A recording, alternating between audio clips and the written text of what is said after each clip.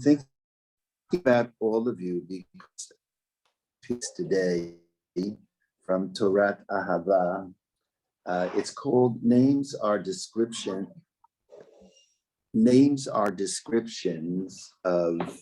of who we are.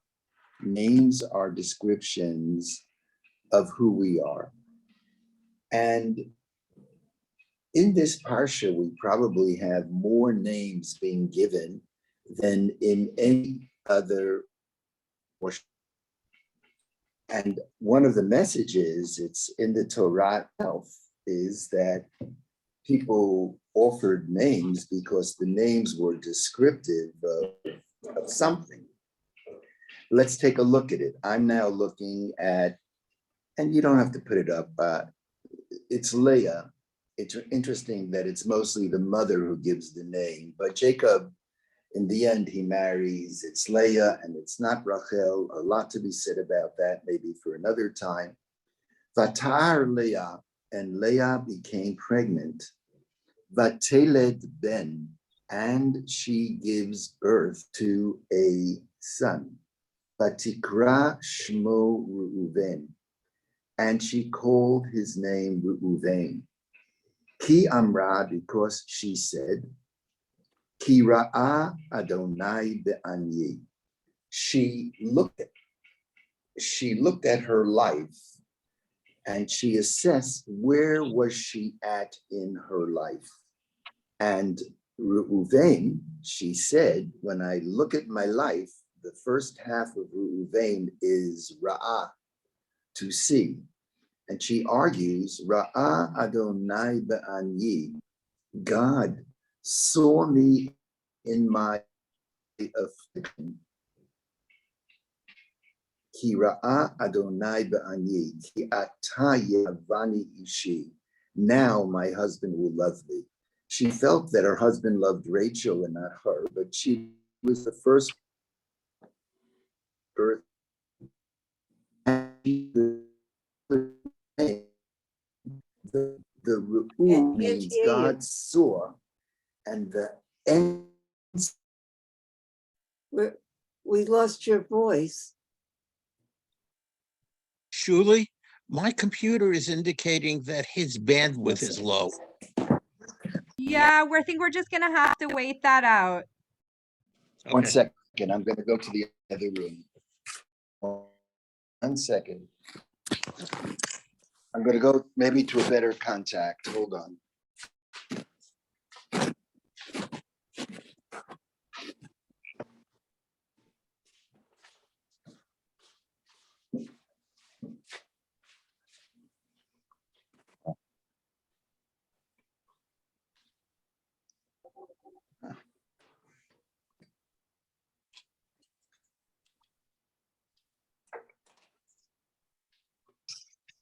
So I'm in here. Let me take it back here. Yeah. Thank Thank you.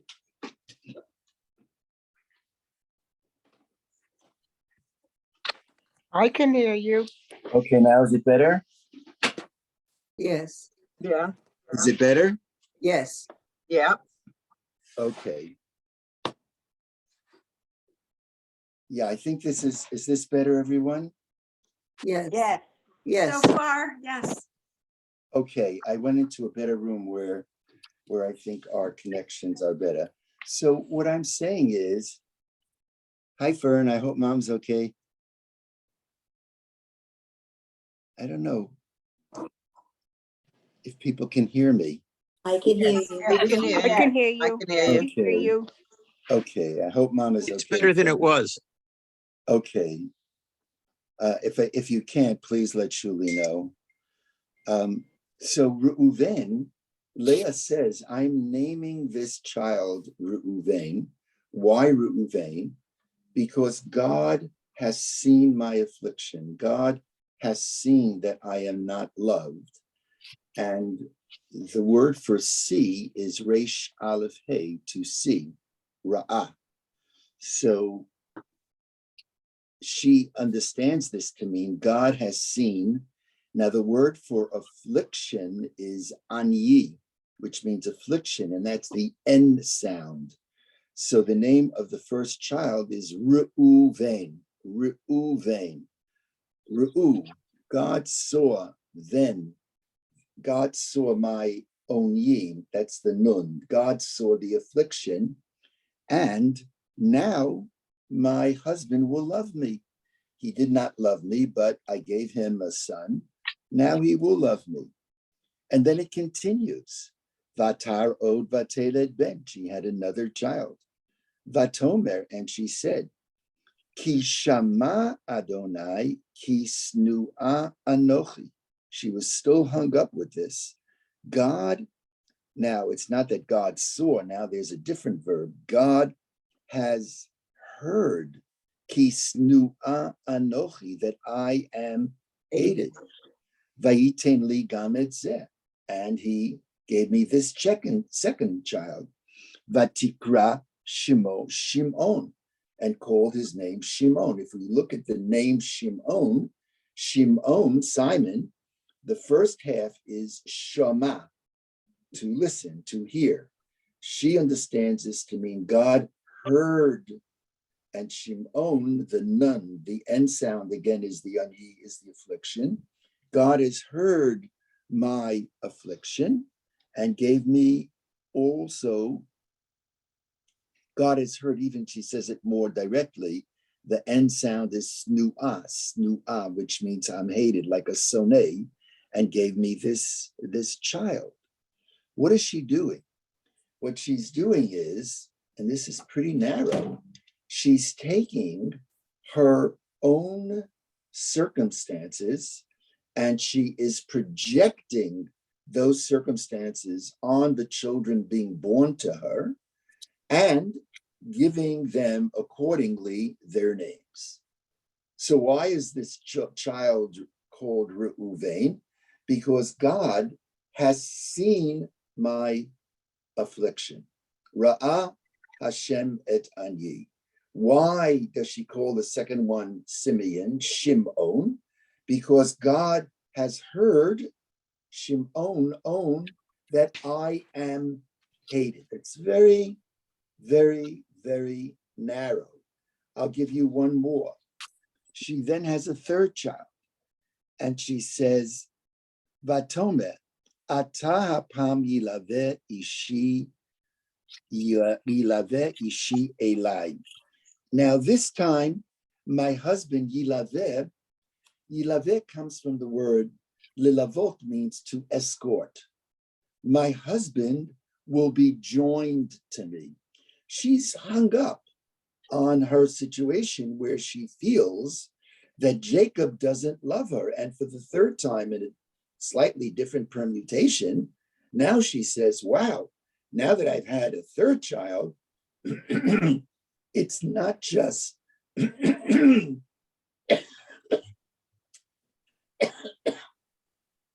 moment.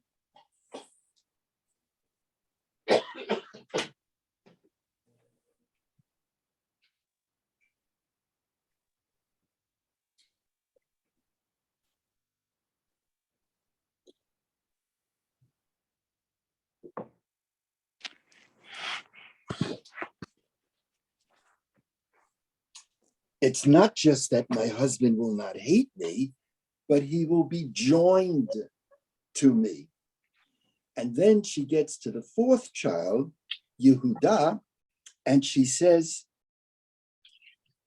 with this child, I offer thanksgiving to God. And what is the word for thank you? Todah. Apam odeh et Hashem. I certainly want to offer thanksgiving to God. And the word Yehuda is a play on the word thanksgiving. Now, I just want to say a few more words, and then I want to tell you why I've been thinking of all of you in preparation for this shiur. Now, more broadly, one could look at each of these names and respectfully, even though the Torah says this is Leah commenting on why she's giving each of her sons these names. By the way, this shows that when naming a child, actually, the mother has preference. The mother, if there's a disagreement with with father. There shouldn't be. People should be getting along, or partners, whatever. I'm not sure how that would work out in such circumstances, but the mother is the one who receives preferential rights, if you will, in naming the child, because the text says over and over, Vatikra, Vatome, Vatikra. She was the one who names the child, but she's naming the child based upon what she's experiencing. Now that has its positives, but that has its negatives. Imagine a child getting to be 10 years old and 20 years old, and Shimon hears, oh goodness, my mother named me because she was hated, and now because I was born, maybe her husband's gonna love her. I mean, that's for a lot of therapy. But that's what the Torah says. I had a wonderful friend, one of my dearest friends in the world. My mentor, as you know, was Stanley Langer, but I was also influenced at Ahavah by a dear friend, Stuart Harris. And he died much too young. He was 70 years old. He died 10 years ago. I always say about Stewie, if I would see you now, I'd kill you. Why did you leave me? A special man, had such an understanding of the world. And he once called, and he was a great husband, great father. I mean, the relationship he had with his children was unbelievable. He calls me up one day, he says, Avi, Rabbi. I said, call me Avi. He's, no, Rabbi, I got a question to ask you. You know, my kids still go to a psychiatrist, and they insisted that I come down to one of their sessions. And then Stewie said to me these immortal words. He says, Avi, when does the statute of limitations end? When does the statute of limitations end?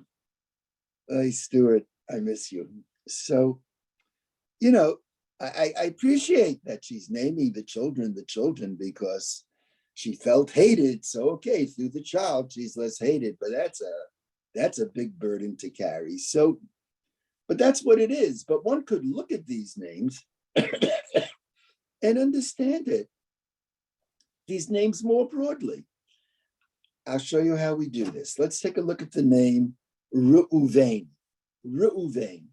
Now, one of the ways one deciphers names, as you may know, names are very important to me. Why are they important to me? A name is the beginning of giving someone importance. I'm not saying this to impress, but when I jump into an Uber driver, I want to know her or his name. I want to know their name. They're not objects. Once I know their name, then, you know, they're a ben adam, a bat adam.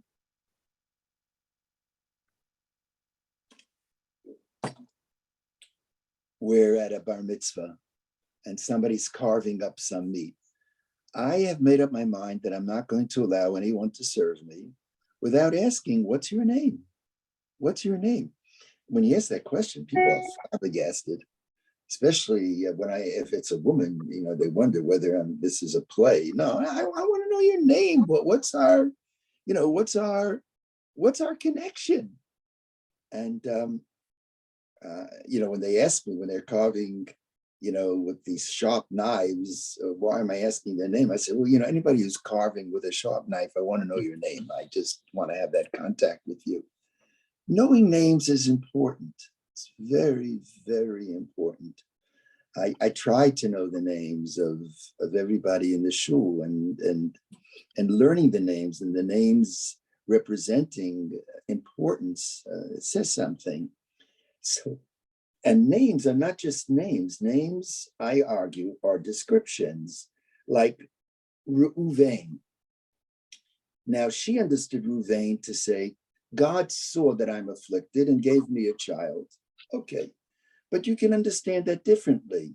You can look at a name, and the way you understand the name is you can break it into composite syllables. You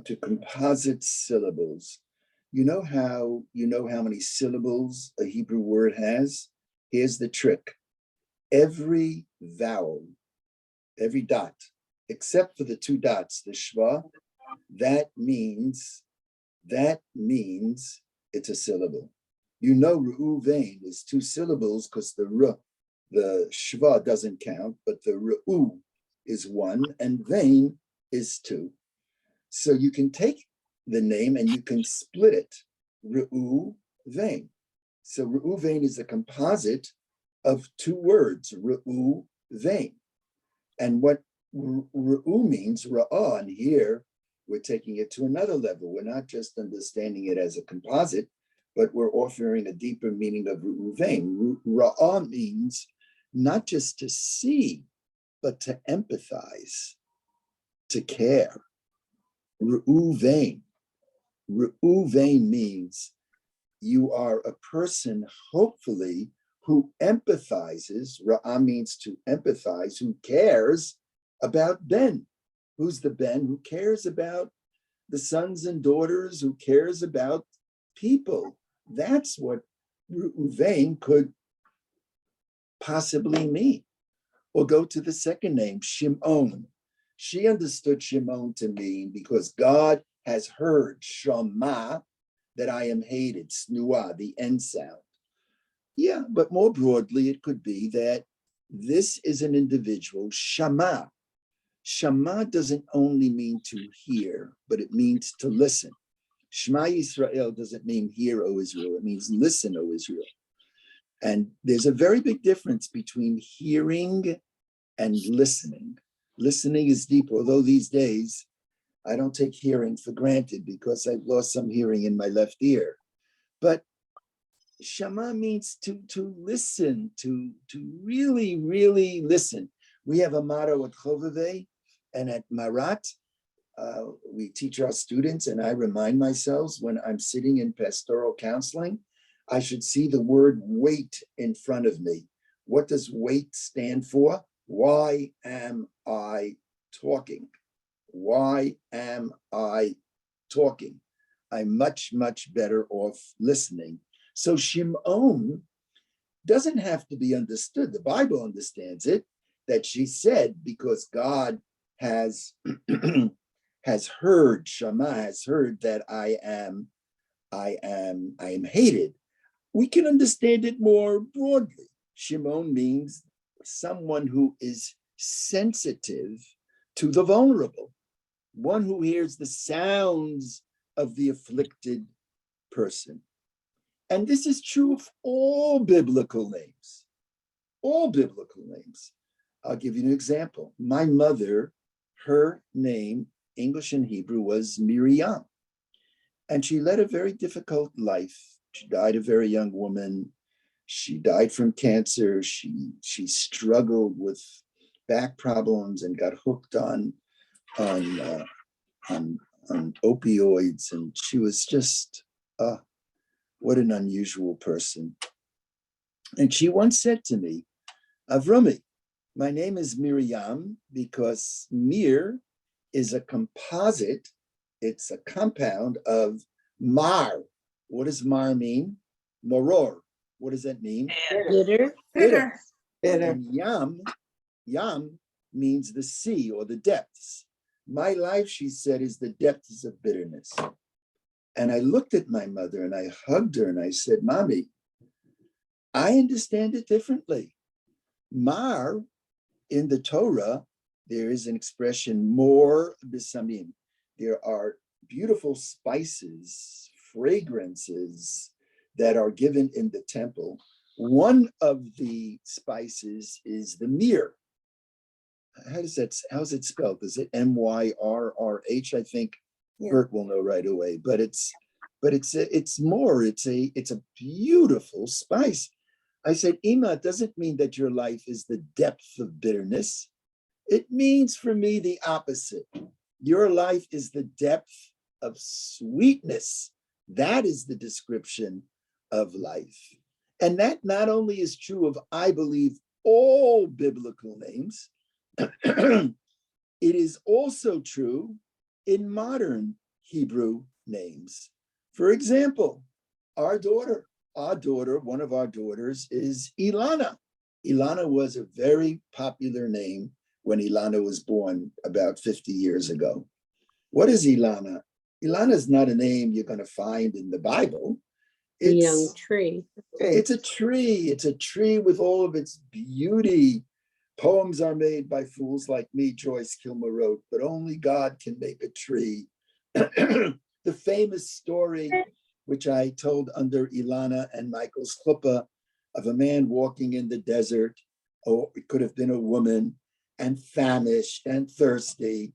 And at the last moment, he comes upon a beautiful tree and sits under its shade, takes from its fruit, and is able to also drink of a beautiful brook running beneath the tree. And the next morning, the person gets up and says, Elon, Elon, tree, oh tree, how can I bless you? And the Gemara says, Tanite, he says, shall I bless you with fruit? You already have fruit. Shall I bless you with branches giving shade? You already have that. Shall I bless you with water that cools and sustains and nourishes? You already have that. You have everything, I said to my daughter, Ilana. You've got it all. You've got fruit. You're so energetic and productive. You have water, you give relief, and you give shade and protection to people. The man looks at the tree, and it could have been a woman, and says, I have only one blessing for you. Yehi ratzon shekol nitiyot sheyotzim mimcha yiyu kemotcha. I have only one blessing for you. May all that comes from you be as beautiful as you. That's what he said to the tree. And my blessing to Ilana, she's now married about 30 years. She has 9 children, 2 daughters-in-law, so she's got 11 children. Ilana has 2 grandchildren. I mean, it's like unbelievable, difficult to imagine, but she does. That's what the modern name Ilana means. Roni. You're not going to find Roni in the Bible. Roni. Stel, right. It's a very common name, Roni, in Israel. What does Roni mean? Roni is not just Roni because it sounds good. Roni comes from the word L'chu niranin ol Hashem, a person who has song, a person who has melody. What I'm emphasizing is that, I'm so sorry, Phil Schneider says I have to drink, so my Rebbe Phil, that when you get your voice clogged, you're not supposed to do what I do, try to clear it. That's a no-no. Drink water, that's supposed to be much better.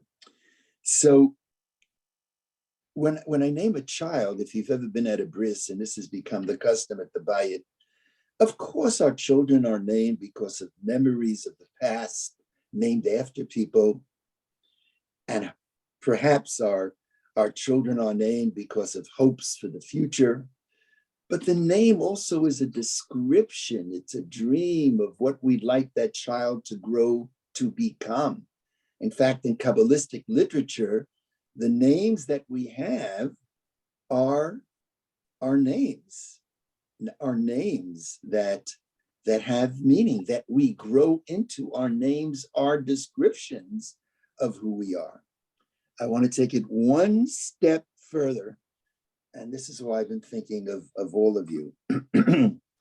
In fact, there is a teaching. Get ready for this teaching. Lance, this is going to blow your mind.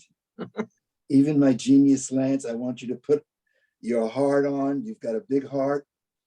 The teaching is that names have meaning no matter the language, even if it's not a Hebrew name.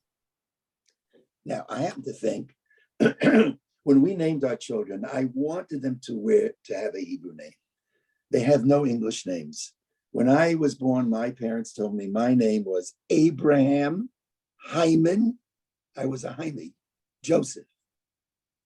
Abraham Hyman Joseph. I changed my name officially. I said, Abba, I don't want to be Hyman. I'm Chaim. And when I was a young boy, there was a concern. Who knows how to say Chaim? but it's Chaim, and it's Yosef. It's not Joseph. It's Yosef. Y-O-S. I wanted it to be Y-O, even though J could be a sound of Y as well. And I didn't want Abraham. I wanted Avraham. I'm not Abraham. I'm Avraham. Names. So I wanted the Hebrew and the English names of our children to be the same. Having said that, there are people with English names.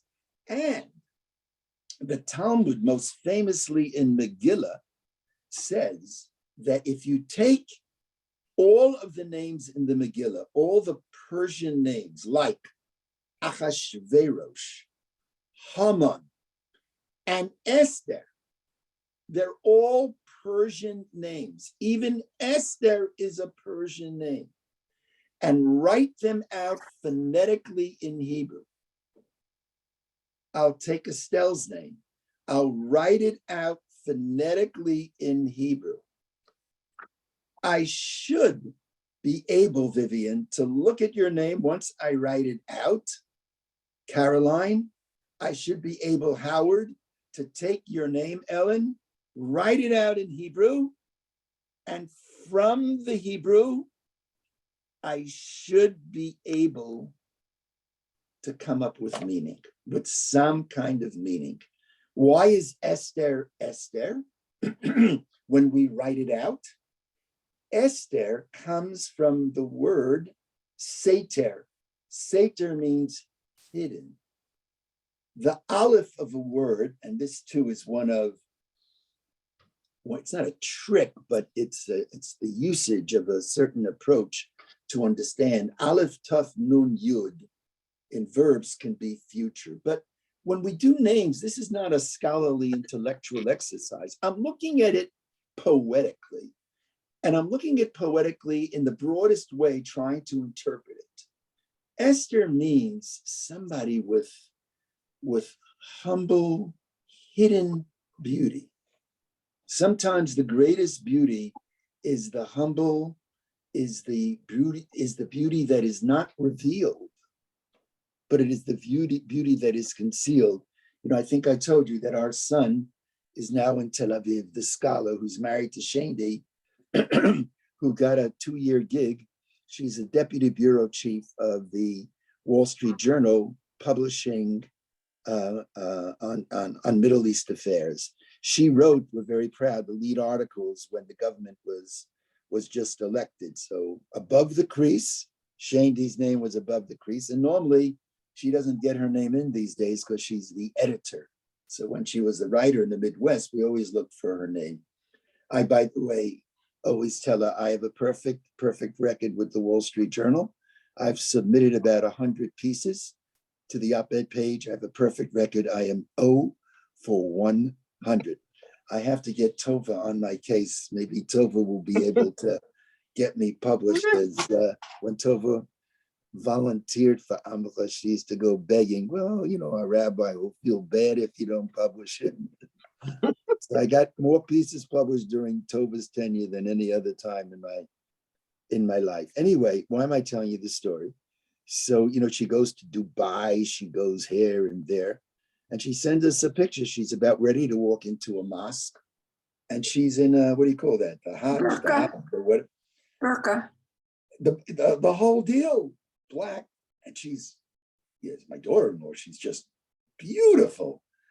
And I said, Chandelier, your name means, what does Shandy mean? It means beautiful.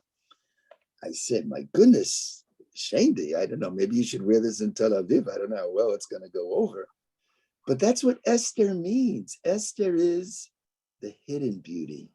Or more broadly, it speaks about a certain modesty. And that name, that Persian name, has become so popular. Stop the average person in the street who knows something about Hebrew and ask them about Esther. They'll tell you it's a Hebrew name. It's not a Hebrew name. In its origin, it is a Persian name. Do you know what the name Haman comes from? Do you know where that comes from? The Talmud says, okay, put on your Jay Leno, you should feel well. Put on your comedy mask. This is what the Gemara says, that when Adam ate from the tree that he was not supposed to eat from, God in the Torah says to Adam, Hamin ha'etz, did you eat from the tree that I told you you should not consume? And the word from Hamin could be vocalized Haman. Haman is going to be hanging from the tree. That's what the Talmud says. That was the description of his name. And it goes on and on and on. And I want to put that out there. I was trying to think of the meaning of all of your names. Literally, as I was tossing and turning last night, I was thinking, what is the meaning of your names? I came up with a few. It's not so simple. Like Howard, I finally came up. You kept me awake for a long time, but I finally came up with it. I got out of bed and I wrote out your name. And Howard would be something like, hey, Vav Reish Dalid. Hey is a definite article. And then it hit me, Vav Reish Dalid, how Varad, the W and the V are often interchangeable. A vered, anybody know what a vered is? Rose. It's a rose. It's someone with who just from Howard, from you emanates the spirit of the rose. Kishoshana ben achochim, like a rose amongst the thorns. Estelle was going to give you meaning for your name, but I wasn't sure how you would react to it, Estelle. But we all have meanings. Avi, We all have meanings to our name. Natalie, hello, wave to me. Natalie, if you write out Natalie, Nun, Tet, Lamed, Yud, it's a composite of Natali. You're the kind of person about whom one says, you're mine. It's an expression of love. Natal. Natal means one who glowingly is able to be received. That's what it means, Natalie, if you write it out. Fern, your name has meaning. Fern, if you write out your name, Fern, Fe Yud Resh Nun, it's a sound of pri, which is the fruit. It's somebody who also replenishes others, gives support to others.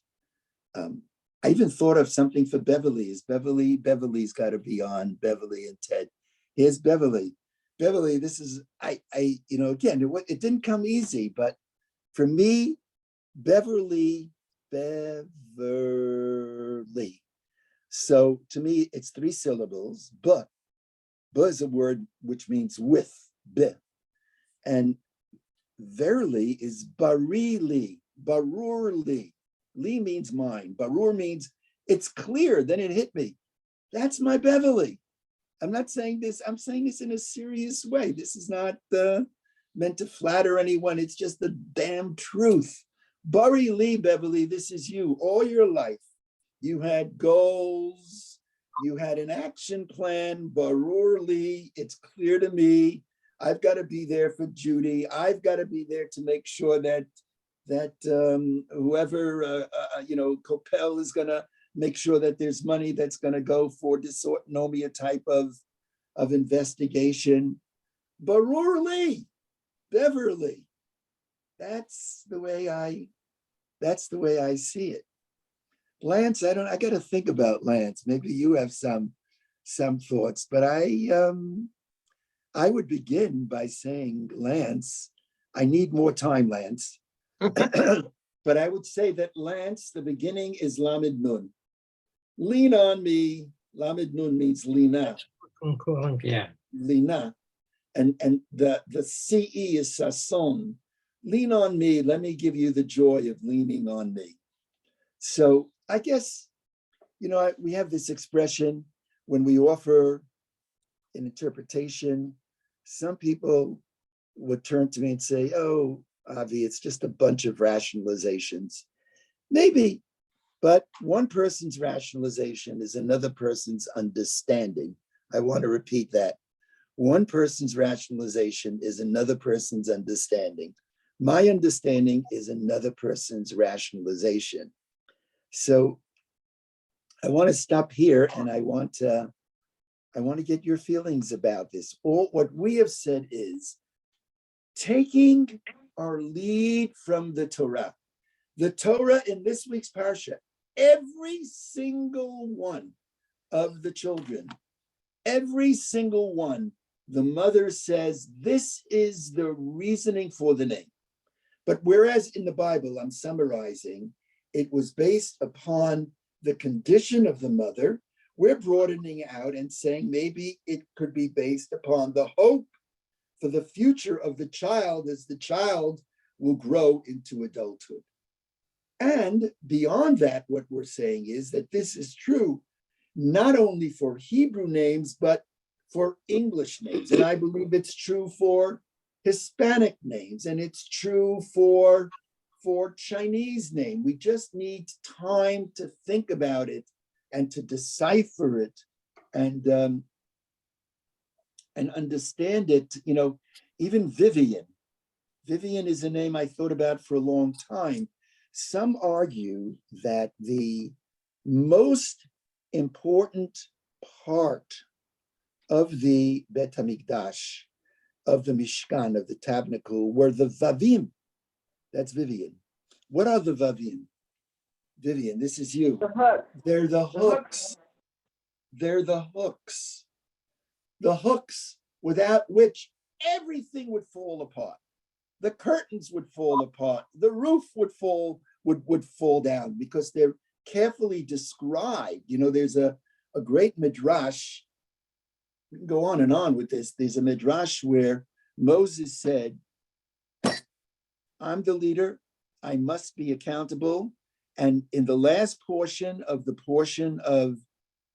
book of Shemot, he gives a complete accounting of the money that came in and how he used every penny for the tabernacle. He pocketed none of it. And the rabbis ask, Moses, did anybody ever question Moshe? They're going to question that he took money and put it in his own pocket? So the rabbis, and this is not only in the Midrash, it's found in the Daf Yomi guy, it's found all over Shkalim. It's found, stuff like this is found there, going back to the Midrash. The people used to look at Moses and say, look at him. Look at him. He's got a little weight around his belly. His thighs look thick. You know, the rabbis speak in that picturesque way. His thighs look thick. Why is his thighs so thick? Because he's eating too much. And where is he getting the money to eat? It's our money that he was supposed to give for the tabernacle that he's using for himself. So he had to give a perfect accounting. And Vivian, there is a midrash that said he gave a perfect accounting and he couldn't account for a small number. He couldn't account for a small number and he was worried. And God says to Moshe, you know, on your slate or on your whatever it's called in accounting, you put down all of your expenses of the candelabra, the menorah, the table, the shulchan, the altar, the planks. But there was one little thing that you thought was so little and inconsequential that you didn't put it down, and that's the hooks. Yeah, you may think that they cost only $1 or $2, but you messed up. You didn't put down the hooks, and that's why you have a discrepancy in the accounting. The Vavim, God says, that's the most important thing. Without that, the whole cohesion, the whole unity of the tabernacle wouldn't be there. So Vivian, when I think about your relationship with your family, you're the glue, putting it together, giving it a sense of wholeness. I remember going out when in my activism days when, I don't know if you remember when I spoke at it was in Fort Lee or Englewood, you ran the adult education program. And you were kind enough to invite me to come out, and you were just in everything. You had everything perfectly organized down to who was going to give me protection in those days. Vavim, it works out just perfectly. Elaine, that's Ilana, without a doubt. That's Elaine is a play on the word tree, and so on and so on. I even thought of Caroline. Caroline was a little hard because I was spelling it with a kuf. Why not spell it with a chaf? With a chaf, it's Karlin. Kar is a pillow. And Lin means lean on me. You're the kind of person that Howard could lean on, others can lean on, others can depend upon. We'll stop here. I know I haven't done everyone. I know Ted, I've got to think about that. But Rabbi? I mean, for me, Ted, I'll tell you what I thought of. Ted is tough, ayin dalid, something like that. It's someone who offers testimony. And your life is a life of living the testimony of what the blueprint of tzedakah umishpat is all about. That's ta'id. There are some people who are witnesses to God's blueprints and the way you carry yourself, Ted. And if Judy Stieglitz is on, write out the word Judy in Hebrew, Yud Vav Daled Yud. You know what it spells, Judy? Yes. It means it's from the Lahodot and means thanks as well as to give recognition to Hashem. Right, Judy. And if you write it out, it's also God's name. Right. Write out Judy, Yud Vav Daled Yud. That's Yud Ke Vav Ke. Look at the name David. David is not just David. David, if you vocalize it differently, what does David spell? Dodi. What is Dodi? My beloved. And if you write out, Lance, follow me for a second, Dalid Vav Dalid Yud, you know, this is not, the Dalid and the Hey are interchangeable. The name of David is God's holiest name. It's what they call the Tetragrammaton. I may be mispronouncing it. It's the Yud, Hey, Vav, Hey. So, Joyce, I'm thinking. Estelle, I'm thinking. Yes, Estelle. I wanted to ask you, nowadays, Israelis don't name their children after their long departed or whatever. My great-granddaughter was given the name Arbel, Aleph Resh Bet Lamed, and it's named after the forest, the ancient forest where my kids were married. What about Arbel? Well, for me, first, again, the first rule is you look at the vocalization, and the vocalization tells you how many syllables it has. Ar, you're not going to count the shva under the resh, that doesn't count. But the patach counts. Ar, bel is the segol, so it has two. Without a doubt, Ar bel, that the R is a play on the word or, without a doubt. It means light. And maybe somebody can help me. The Beis Lamed. What is the Beis Lamed?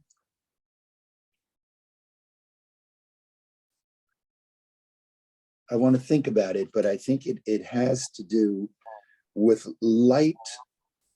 Without light, there's basically nothing. Beli or, without light, there is nothing. And so this person becomes the epitome of light. But I want to think about that and think about that a little bit more. But it's now Estelle, when I was preparing this, I mentioned this to Stephen.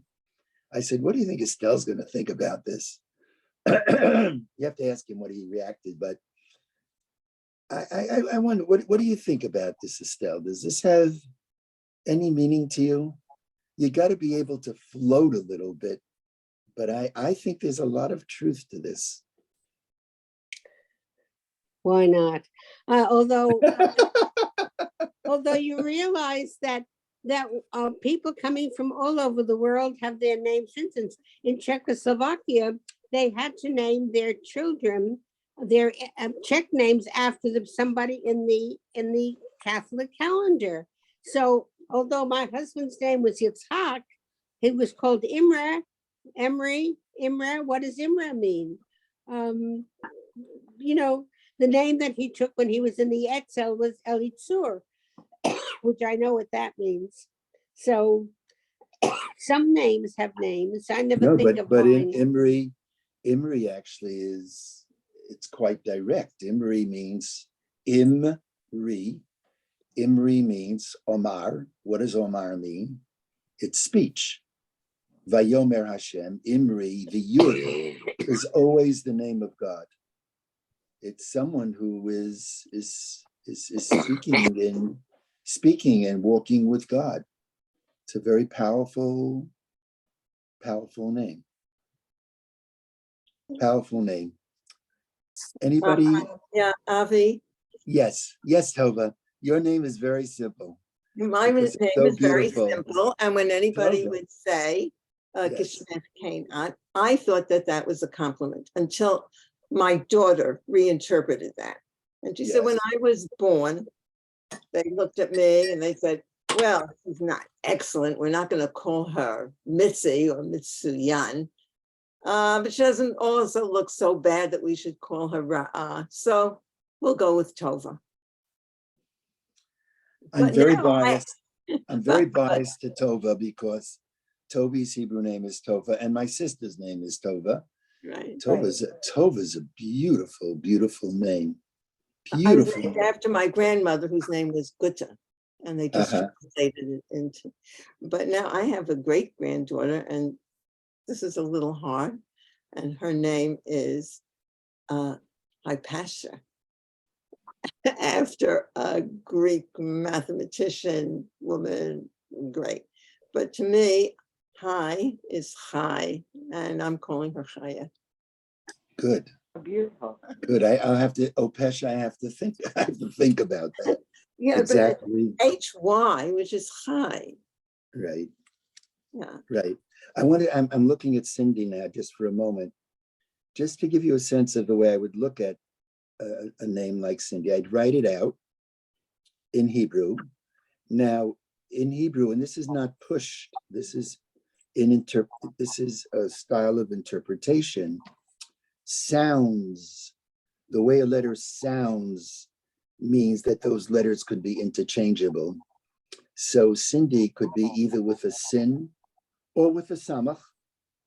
I'm sure that there is a correct way, but you find in Tanakh, for example. My Hebrew name is Esther.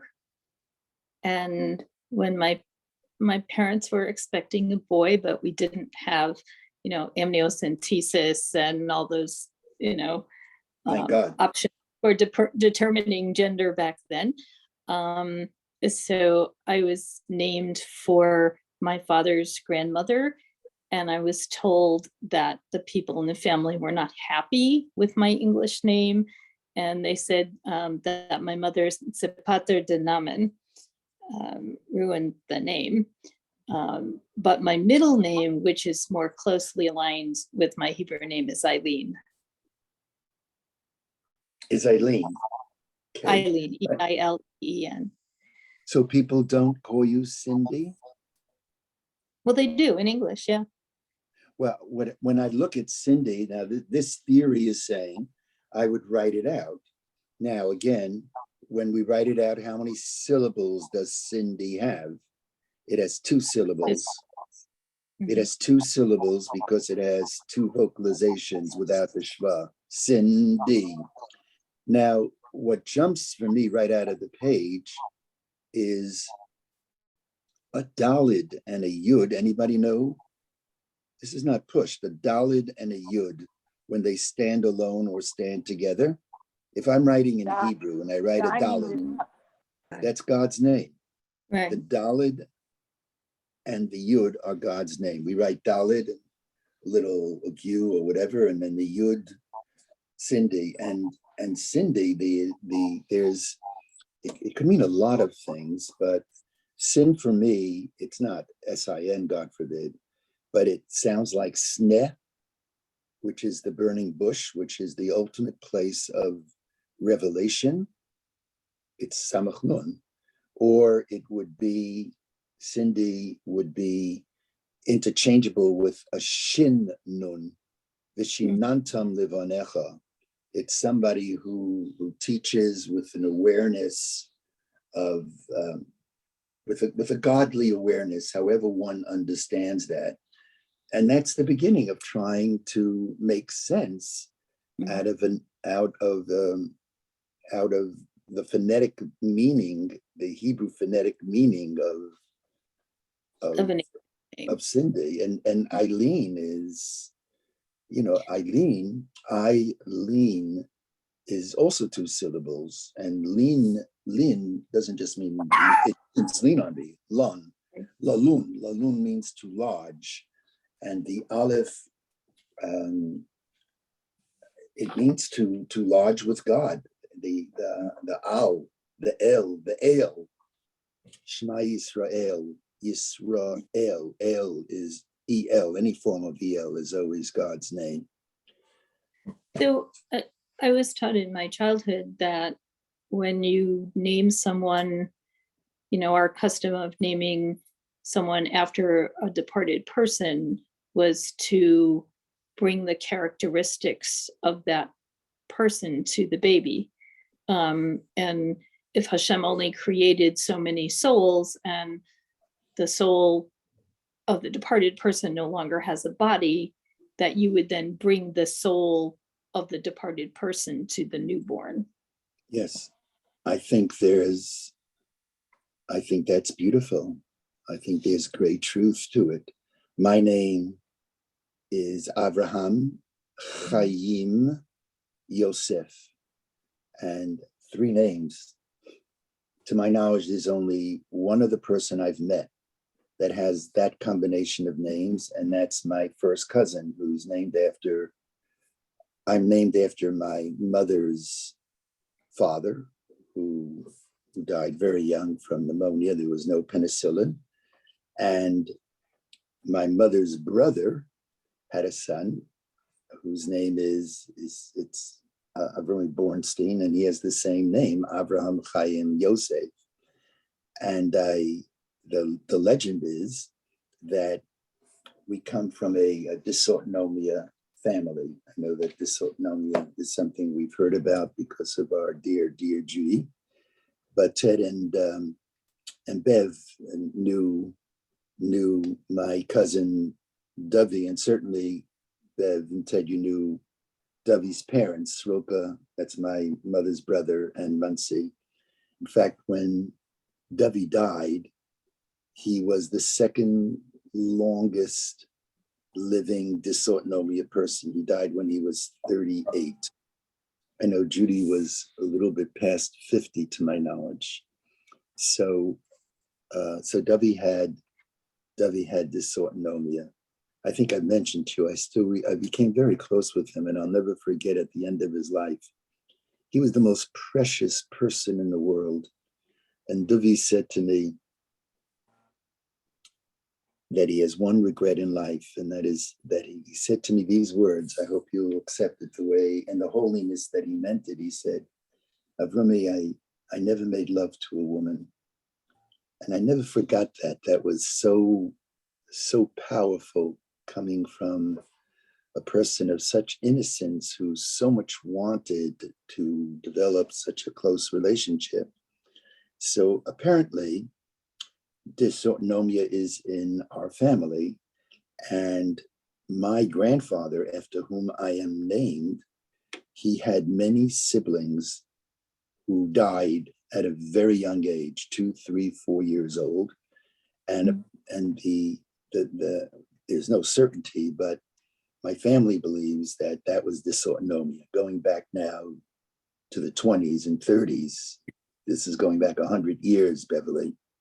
So when he was born and he didn't have this sickness, they wanted to call him Avraham, but in the hope that he would live, they called him Avraham Chaim. Then he got sick. And so what do you do when you get sick in those days? You go to the Rebbe. So the Rebbe said, first give him another name, and that name is Yosef. Chaim means life, but Yosef means added years. So he became Avram Chaim Yosef. And the Rebbe said, and make sure, he was about 6 years old when he got sick, he should always wear white until he's bar mitzvah. Why, I don't know, but that was the legend. And that's where my name comes from, Avram Chaim Yosef. And it's important to know, I think, who we're named for. And not only to know that my grandfather owned a little grocery store on Sackman Street, 200 Sackman Street in Bensonhurst, but to know something about his character, something about his personality. And it's just as you beautifully said, it's we want to know about that, know something about the person in the hope that we in our own ways can emulate that individual. But that doesn't take away from also finding meaning in names. When I name people, and it's very emotional, names when a person is born or later in life, there are many people who receive their names later in life, or converts. You could be naming a person when they're really well on in life. I have a way that some of you may remember this, when in a class I would say, and what's your name? And somebody would say, oh, my name is, and offer an English name. And then I would say, and I meant it in a sweet way, I hope it was received that way, I'm not sure. I said, what's your real name? What do you mean, what's my real name? I mean, what's your real name? And that means what's your Hebrew name, even though we've spent so much time on trying to understand the meaning of English names. So I think you're right that beyond the understanding of the name itself, names are infused with additional importance by often honoring the person who came before. And it's laudable to know something about the person we've been named for and to understand how our names, in their meanings and remembrances, embody the potential of the person we can one day become. And that too is part of it. I've been threatening Toby. Toby thinks I'm really off the wall. I said, God willing, in another year and a half, when I reach 80, I think I want to change my name. Keep the name, but I look at, this comes from a conversation I once had with my father. I said to my father said to me, what's your most famous sentence in the Torah? Your most, I'm sorry, not most famous. What's the sentence I most love in the Torah? And I immediately said, it's the sentence when Joseph was looking for his brethren. He says, Et achai anochi mevakesh. I am looking for my brethren.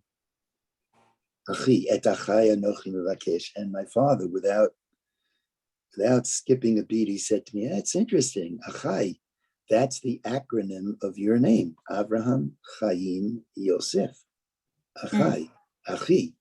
And I notice in Hebrew, do you ever see when they talk in Hebrew, they have their own slang? They're Israeli, when they use such words as, ktsat, they use the word sababa. Sababa is a big, big word. And they always sign off and say hello by saying, what word? Achi. Always. Always. Estelle, you listen to your grandchildren talk, it's always going to be achi, achi. So I was thinking that with all of the breakdowns in our community, that maybe I'll no longer be for whoever cares. Avi, I'll be achi, achi. So I've not gotten far with Toby, but why not? As we get older, proud of our names, but kind of look like a new day. My father, when he turned 90, so he turned to my father and said, Abba, what would you like for your 90th birthday? And my father said, my tallis looks a little tattered. I want a new tallis. I turned to my sister Tova. I says, that's Abba. He's 90 years old and he wants a new tallis. And by the way, we bought him a new tallis. And when we gave it to him, said, I appreciate it very much, but you know what? I could use another pair of tefillin. My tefillin look a little withered. You know, it's a whole new day. It's a whole, that's the way we always say, Abba did his 90s great.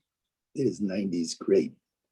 So I've been talking too much about myself, but that's the power of names. And if please feel free to call me. We can decipher your name. I've just about gone through everyone. Robert, your Hebrew name, Moshe. Do you know what Moshe means? Means Moshe Rabbeinu. That's a good beginning. And he's Uh-oh. called Moshe Rabbeinu. The Torah actually says this. This is not Because he was drawn from the water. because he was drawn from water. Now, what was he drawn from? The Nile Moshe, River. he was drawn from a well, which was very narrow, very constricted, and he was lifted out. And this is the Sepharno commentaries say, Moshe, that as Moshe was drawn from the narrow straits, so too he would have the power to bring relief to people who are experiencing the world as a very narrow bridge. It's bringing relief to people whose lives have been, are narrow, they're pressed in. It's hard, giving breath to people who otherwise couldn't breathe. Robert, that's a beautiful, beautiful meaning. Joyce, what's your Hebrew name? We're muted. We're muted. Sorry.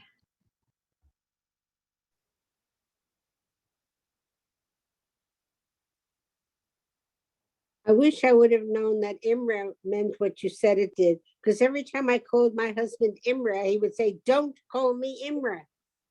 It was sort But of you know funny. that, there are names where I would admit to you, Lance is being kind, he's not jumping at me sometimes.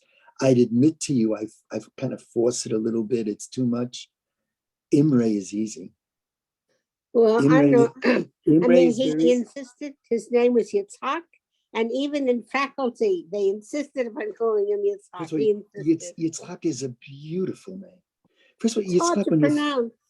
but when you think about Yitzhak, you say, that's the name of a patriarch? Yitzhak? That's the best we can do? As a matter of fact, he was in competition with Yishmael. Who has the more biblical name to be a leader of the Jewish people?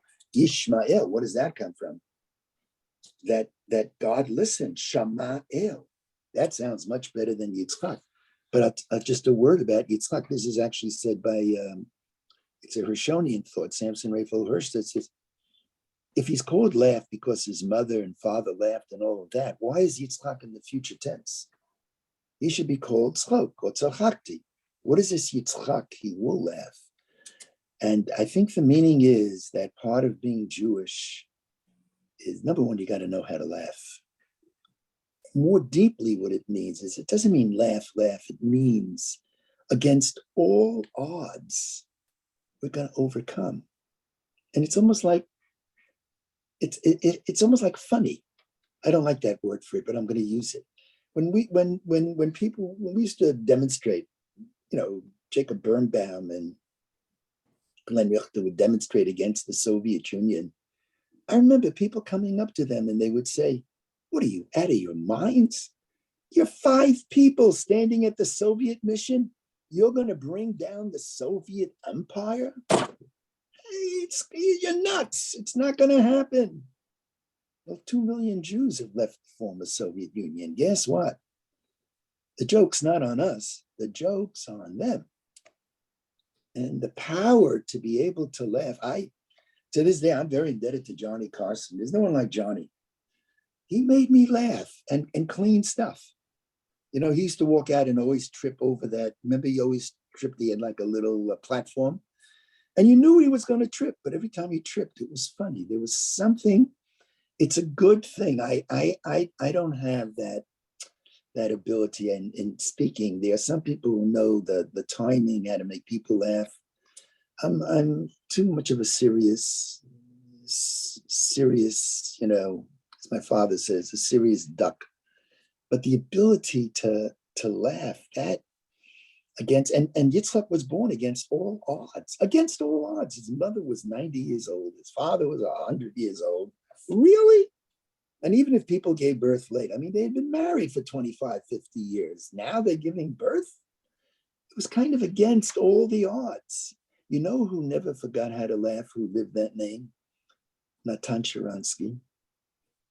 He never forgot how to laugh, even in the gulag. And when he got out, one of the reasons that I think he's so loved is he never forgot how to laugh. Remember when he was crossing, he was once asked, when you were crossing that bridge going from East Germany to West Germany, what were you thinking about? You saw Avital. Were you thinking about Avital? You'd not seen her for 12 years. Were you thinking about finally you're going to go to Israel? And he looked and says, yeah, I'll tell you the truth. They didn't want me to wear a prison uniform, so they gave me some sweatpants, but it had no belt. And I'm telling you, as I crossed and saw those cameras, I was praying, please, God, let my pants remain up. They shouldn't fall down. Really? That's what you were thinking about at that moment? That was his power. You know the story I always tell? When you see Sharansky, tell him this.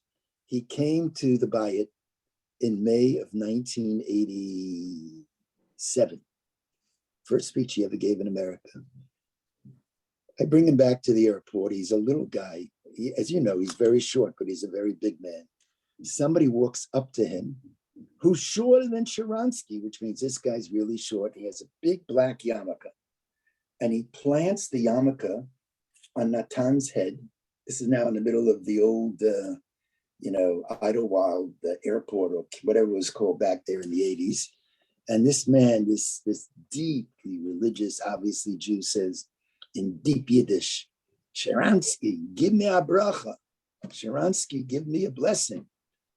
So Natan was just out of prison. He look, this is what happened. I don't know if he was pulling his leg on me, but he said to me, what does he want? I said, Natan, you're not going to believe it. You've become a Hasidic Rebbe. You become a Hasidic Rebbe. This man wants a blessing from you.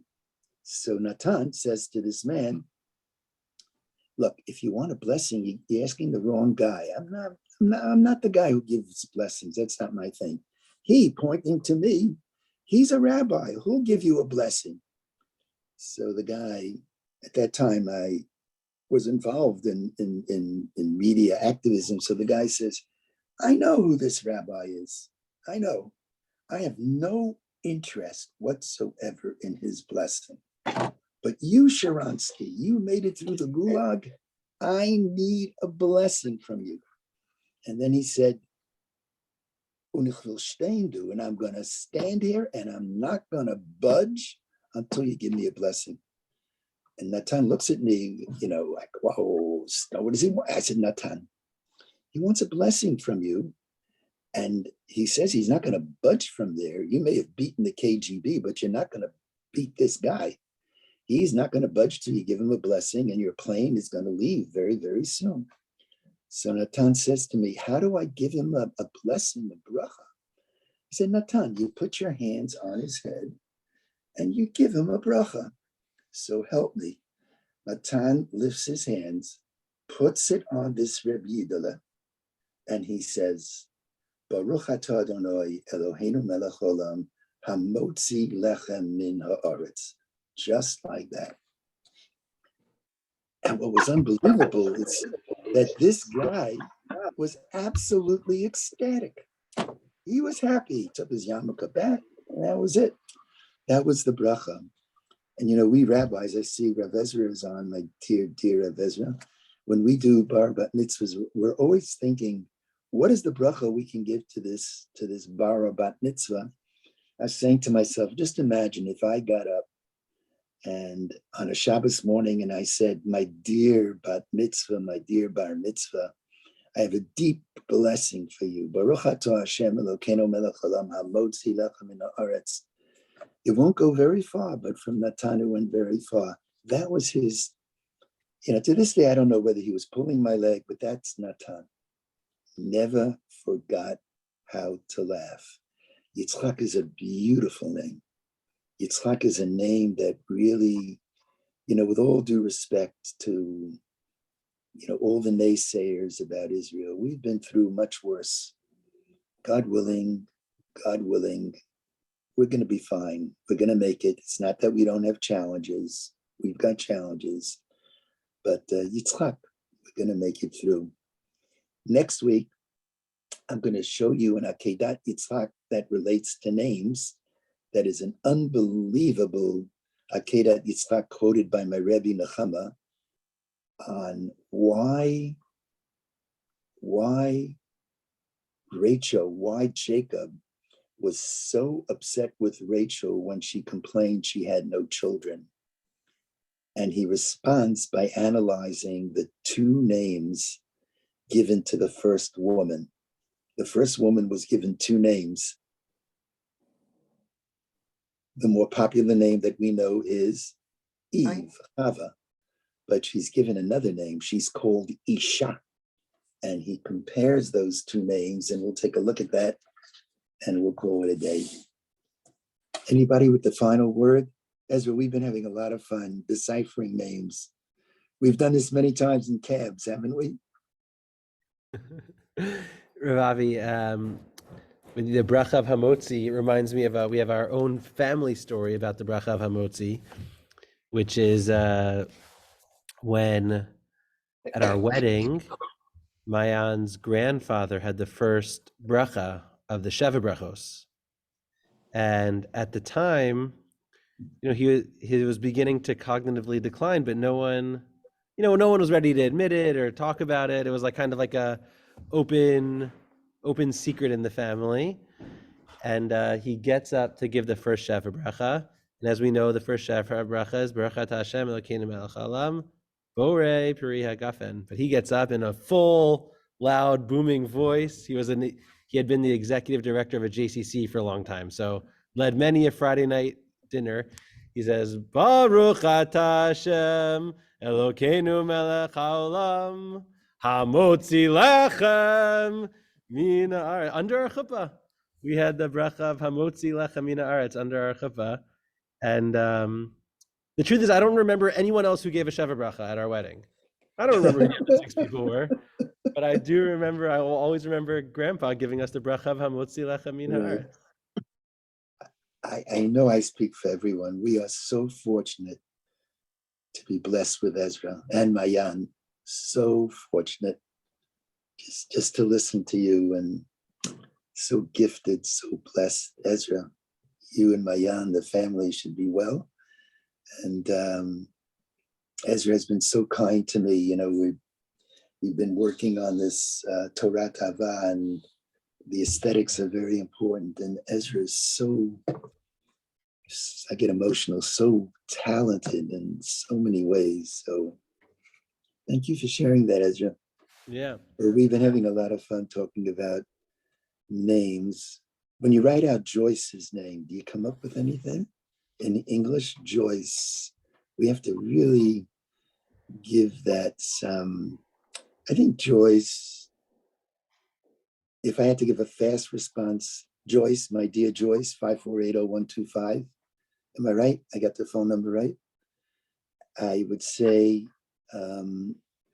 the J and the Y are interchangeable. Joyce. And the Y sound is God's name, and the CE is Sasson, one who brings Sasson. The future tense, one who brings Sasson v'simcha, who brings that joy into the world. That joy into the world, that Joyce into the world. So. Yes, I was named after an aunt who died at a very young age, and her name was Jessie. And they named me Joyce. And she was like, she was like a teenager, 16 or 17.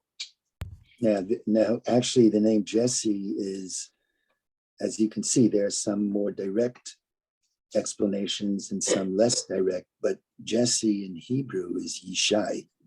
Shai, what does Shai mean? Anybody know? Gift. Shai means a A gift. Ezra, does Shai mean a gift? That means a gift. Shai means a gift. And Yishai, Jesse, it means this is a person who into the future will always be giving gifts, will always be a gift to others. And that's who you are, Joyce. That's Pshuto Shel Mikra. That is a simple interpretation of the name. Yeah, Be I well. have, So next Tuesday, we'll be in touch because Toby is the operation is next Tuesday. So we'll discuss with Shuli how we'll move forward. It could be that I won't be able to be on next Tuesday, but I'll let you know. It doesn't happen till it happens. All my love to everybody. Think about your names. Love you. Ezra, thank you. Love you. Lance, take care, my Lance. Tovah.